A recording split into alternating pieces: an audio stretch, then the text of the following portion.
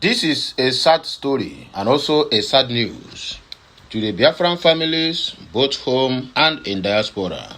We have lost another hero to this Biafran struggle.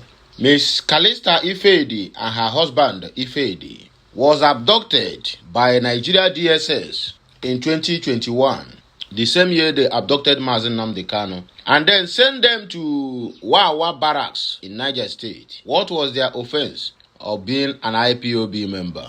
For agitating for the freedom of their own people. Now they have paid the ultimate price. These are part of the sacrifices. When I remember them, I said we have no reason to go back. We must fight to finish. I don't know about you, but this is a very, very sad story. From 2021 to 2025, these people were incommunicado. Even when their family members, this is a family man or with family woman, husband and wife with 4 kids. When the family members, uncles and aunts, relatives, business partners, looking for them, DSS denied that they don't know their whereabouts. Then when they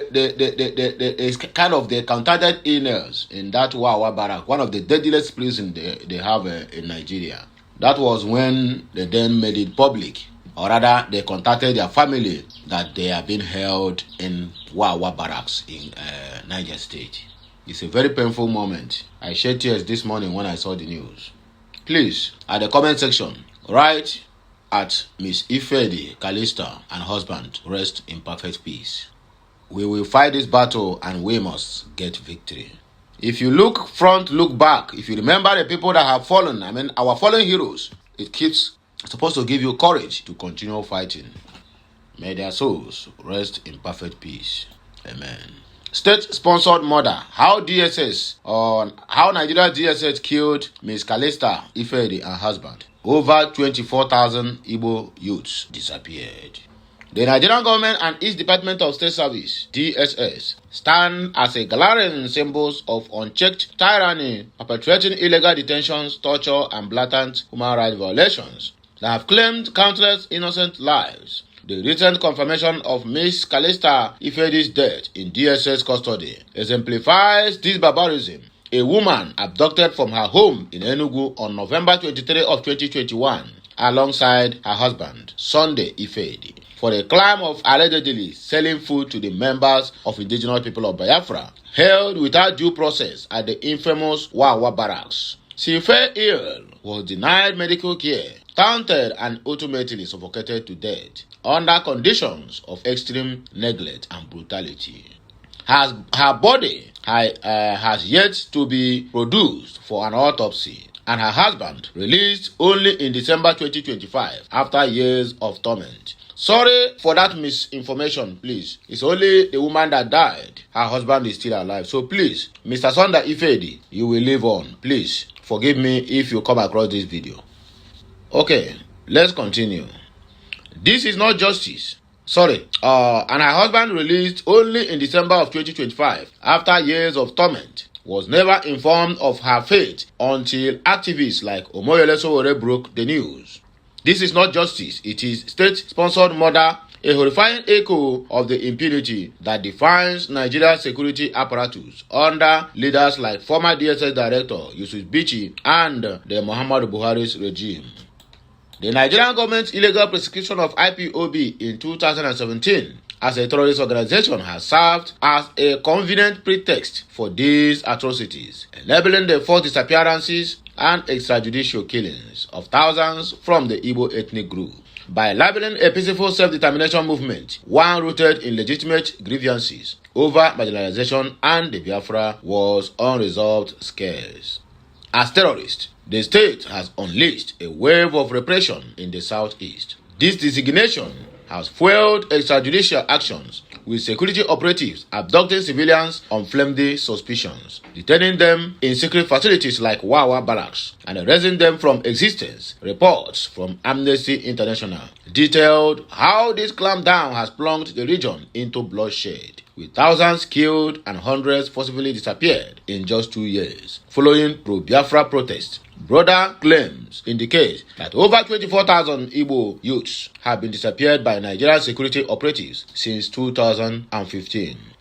A staggering toll that underscores the ethnic targeting at play. These are not isolated incidents, but a deliberate campaign to suppress Igbo voices demanding self-determination.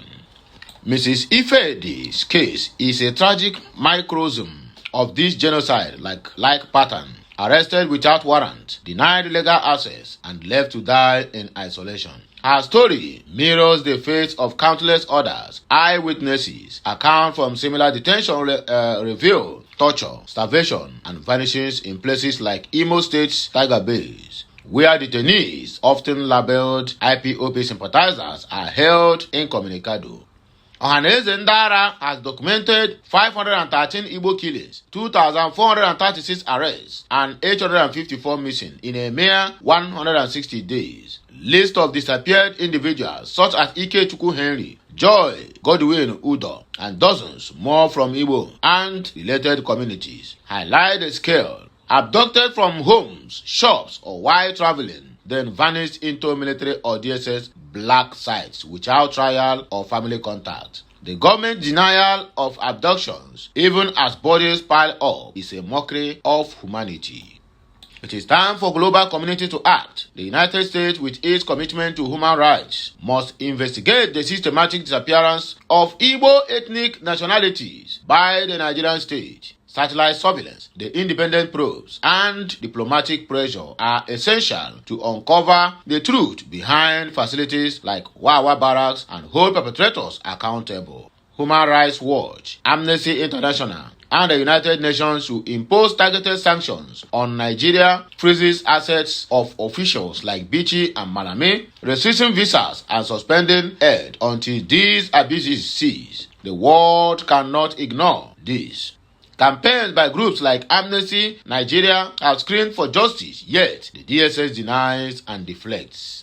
Nigeria's tragedy is one of the failed states that weaponize security against its own people. Mrs. Calista Ifedi deserved life, dignity, and freedom, not death, in a torture chamber. For feeding the hungry, shut down Wawa Barracks, prosecute those responsible, and end the prescription fuel terror. The global community demand but nothing less. Another headline: terrorism.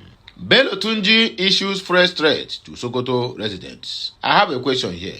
I thought they said Bello Tunji was killed on that attack on 25th of December 2025. Who is lying to us? Is it the Nigerian government or the US government? Let's find out from this news.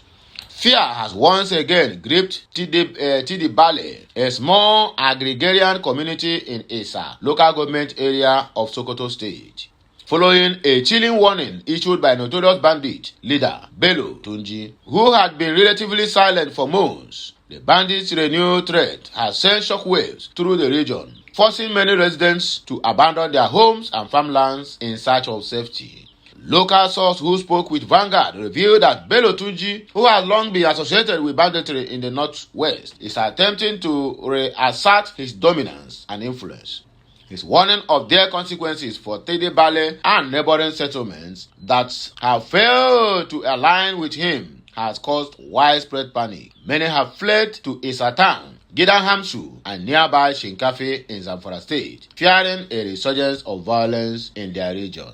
Life is more important than crops, said a displaced resident, highlighting the extreme measures they have been forced to take. Farmers who should be preparing for the upcoming planting season now find themselves living in overcrowded homes or makeshift shelters, unsure of when or if they can return to their lands again.